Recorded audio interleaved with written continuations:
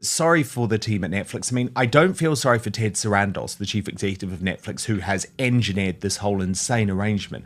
But during this interview, Meghan actually is so craven in terms of that relationship. Rather than thanking them and saying it's a collaboration, they have saved me. You know, I was axed by Spotify. Everything else failed. Netflix have saved me despite a succession of flops. There's instead this real front of Meghan making it clear that this is her way or the highway. And she claims that's even written into her contract. Watch. Yeah. And where are the lines? Like, what are you doing versus what are they doing? Because I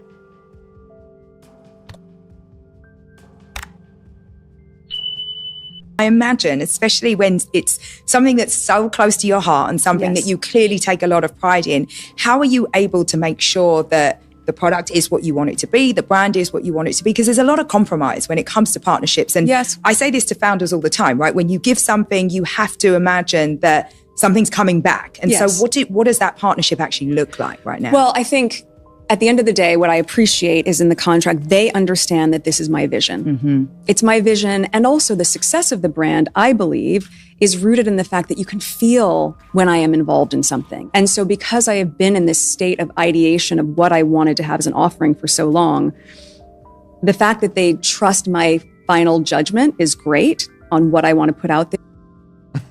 I mean, it's also insane. It's insane that you're trusting her judgment, Ted Sarandos. This is the problem, though. Netflix has money to waste.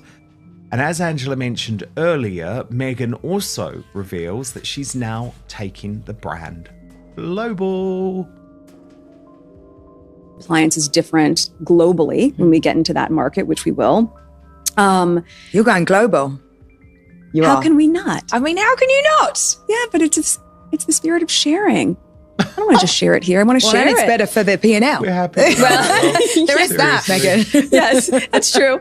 And in the spirit of sharing. But I think, look, at the end of the day, if I had gone into beauty, for example, and I have a lot of... Was that a consideration at any point for you? It was definitely something that people were asking me to get involved with. I mean, in these past Did you have any inclination where you're like, this could be fun?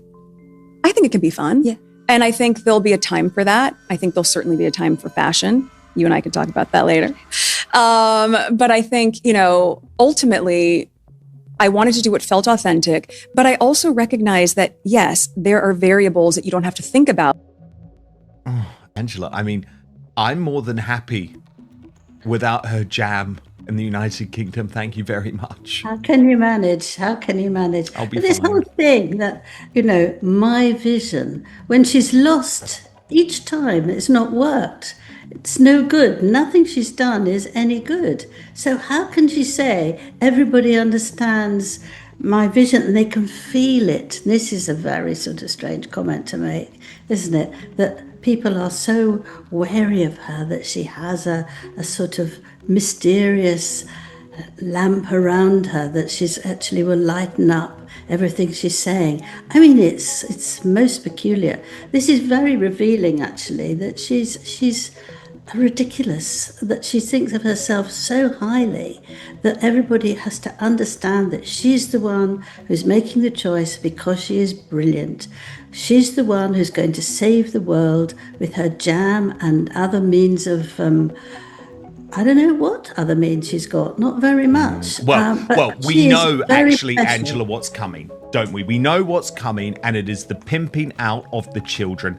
This is the next big focus. So we saw it over the weekend. I was away, but we saw it over the weekend with the Father's Day Instagram video. Now, you'll see here, Angela, this was the closest that she's come to yet in terms of going back to full reveals of the faces of Prince Archie and Princess Lilibet. There are so many discrepancies, by the way, in this video in terms of how they look. But it's very, very clear that she does, and I'll play you something that backs up what I'm about to say in just a moment, Angela, but it's very, very clear that she sees these two children not as little people who need to be protected, but as money makers, which is so grim. but it's sort of the Kardashian, Beckham celebrity way of being these days. I hate it.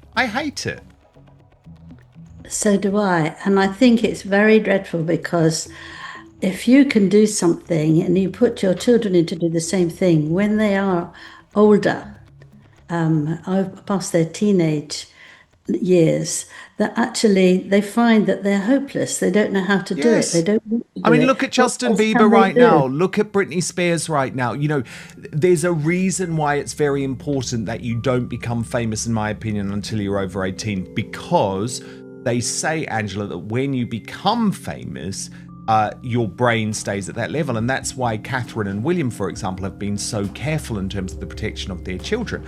But in this interview, Meghan admits that she's annoyed that her children's clothing are helping other brands and that she's not getting the affiliate sales back as a result, which is just such a bizarre thing to even think about, let alone put out into the world. Watch this. You get comfortable, basically. You get comfortable. You get to be an comfortable. acceptance of what is. Yeah, no, completely. But I also think it's really amazing that you can participate in that now, because after a while it can, I think it's wonderful and it's great that everybody can gain from it. But I do think that there is a time and a place in your life where you need to have some skin in the game. You need to have a piece of that for yourself. Yes. And I think what was so wild, maybe the surprise came in when anything that my children were wearing started to get monetized and affiliate sales and part of headlines and things. That's where it became a little uncomfortable. Yeah. But at the same time, when it comes from a place of love and excitement, very, very different. It's very different. Yeah, then you can be happy about it and say, of course, have the same dress that Lily has. It's when it comes from a different side. But that's true of most things in life. Oh my God. Go, Angela. Yeah, but she did the same thing to Princess Charlotte, didn't she? She came out with the little dress that she's worn, and that's what little George had worn as well. So she doesn't consider anybody else. What she's doing, which is so hateful, is what she's complaining. It was what she did about the other royals, and actually it is absolutely disgusting when you think you have the power to make other people discomfort, but nobody's allowed to do that to you. That was her first thing. Totally. You're really right to point out. I'd forgotten she did that with the children of Catherine and William, which was so disgusting. Yeah. But what's so odd for me is it's like, oh my goodness, you're already thinking about making money off your kids' clothes. And it's also so telling because, lots of people are saying, Angela, that she very much has her favourites, and her favourite is Charlotte, her favourite is Lily, and she mentions Lily rather than Archie, which I think is quite telling as well. She clearly thinks there's more money to be made out of her daughter rather than her son. Also incredibly grim. But this podcast host, Emma Grede, does ask her about how she deals with the issue of finances and money with her children. And this is the part, Angela, that you referenced earlier, where she claims that the Sussexes have been, just going down to the local farmers market. Yeah, right. Okay, watch this. Do you have, your kids are really little, mine are a bit older. Do you have conversations with your kids about money? Like, how are you even beginning to think about that type of thing? Well, we sometimes do a little farmer's market stand. Nice. So we have... That's so American. I love that idea. Like a little lemonade stand just makes me feel like that is like perfect Americana in Montecito with a farm stand. But like, we do... Beautiful. We grow a lot of veggies, and part of what I want them... Go and sell these. Part of what I want them to learn is, and gardening is really, really so great for children because it teaches them patience, teaches them to value and appreciate their food. So you start from seed and you watch it grow and they wait. But with that, it's like, now do you want to sell your harvest? And do you want to share it with our community? And also, what do you want to do with those funds once you have them? So really starting to understand, as they're learning counting and numbers and all of those things, that there's a cost and a price for things. Yes. And I think that's key for children to understand that, especially children who are very lucky to have a home that has privilege. You need to know that, just like manners, and taking care of the things around you, there is a value on things. And in our life, for my husband and I, it's really important that they understand the value of things. She was getting a bit snippy there, wasn't she, Angela, at Emma interrupting her? She didn't like the whole jokey side of it. This is very serious, Angela, what Meghan's doing. And do you know, she just said my husband. She said it 3 times in the hour. My husband. Nothing, but he was actually in half a sentence. He didn't actually have any part of it. No, she's not even calling him H during this interview. You're so right. And it's the possessive. It's always the possessive, isn't it? My husband, not H. Exactly. There was one other part where she mentioned date nights, but she didn't mention his name.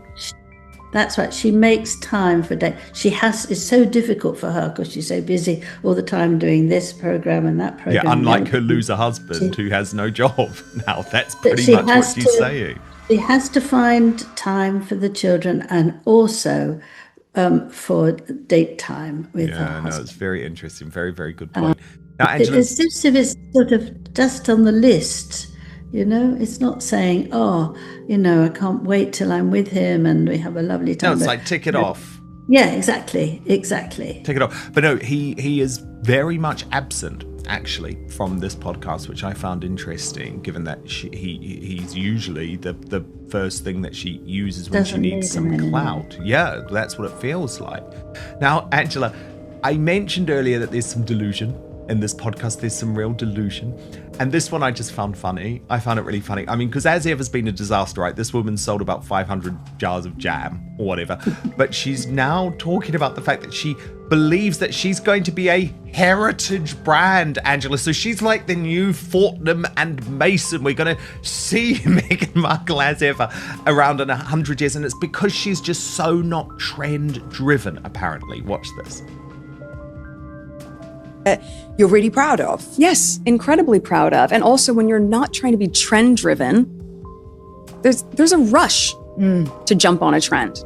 There is no rush if you're working towards something that could ultimately and hopefully become a heritage brand. Yes. When you're looking for what is like my personal aesthetic, I find it to be classic, timeless. There is a reason that I'm sure there was puff sleeves were cool and trendy for a moment. I didn't catch that trend. I wasn't doing that. You were still in your white button down. I was still in my crisp white button down and jeans. And so, when I look at the brand through that same lens, I think it's really important to say then there isn't the same sense of urgency and rush because you're not trying to meet a moment. You're trying to meet something that can be evergreen. Oh, Angela, she does think a lot of herself, doesn't she? It's unbelievable, isn't it? It's completely unbelievable. But the thing was, there again, she didn't want anyone else speaking. She didn't want Emma to say something, cut in at half a sentence because she's had enough now. She's absolutely slowly only contacting on herself, She doesn't want the woman to say anything. She's had enough of it because she's asking questions that she's actually fed up with. That's what I think. Now don't have to explain this. You should know what I'm like now. I'm just amazing, absolutely amazing. I can do everything. I'm much better than everybody else. And so don't keep on grilling me. Yes, indeed. And Meghan, by this point, wasn't liking Emma's open-ended questions where she had to think. I mean, there's one I didn't cut, Angela, because she almost went on for too long. But she simply, when she was asked who was someone who she looked up to, someone who she idolized, she would not name one human being. And I thought, wow, that's so telling. She doesn't feel confident anymore to actually give credit to anyone else. Then she was asked, Angela, what she has learned about herself. What's the most surprising thing that you've learned about yourself as you've been, in this brand building moment of your life? That I can bounce back pretty easily. Because you can have the best laid plans for your brand. And if you are too attached to it, when you do have to pivot, that can be crushing. And to learn that, as I was saying earlier, it's a dance. Okay, well, let's take a minute, get our footing and dance over here. Yeah. Let's twirl over there. So I think similar to what you're saying about men in business, being able to find the playfulness and joy in it, even though the stakes are high. Yes. just really try to have fun in all of it. It's a great muscle to try and train yourself, like to get there. Yeah, to be playful in it. Yeah. Playfulness and joy, Meghan. Does that also count towards the staff members who you bullied so badly that a couple of them ended up in rehab? And then finally, what would she tell her younger self? Taking things personally. A lot of them talk about that. You know, do you do that? Taking things personally? Yeah, of course. I'm human. And that can be really hard. So you can do all the practices and things that you want to do, but at the end of the day, you're still human. You're still going to cry. You're still going to take something to heart, especially if you've poured so much of yourself into it. Yeah. You know, when I want the jam spread thin, I mean spread thin on toast. Yes. Right? Yeah, I want that gag. everything that I'm thinking about that I have poured my heart and soul into. It's not just jam. Could I just go and make a preserve somewhere and stick my name on it? Of course. Not what I wanted to do. So I loved that it was winning all these blind taste tests. And I loved that people loved it. Oh, I was making that in my kitchen. That's how you'd feel if you're at my house. Thank you. It works. And so if there's some hiccup along the way that doesn't land in the same way, even like in a small internal team on how it's tracking, I go, well, okay, whew, all right. I was really excited about it, but let's think about how we can make this something that really works at scale, because I don't want this to be a niche product line. But yes, taking things personally is a human reaction. Angela, I don't see much humanity there, do you? No, there isn't any.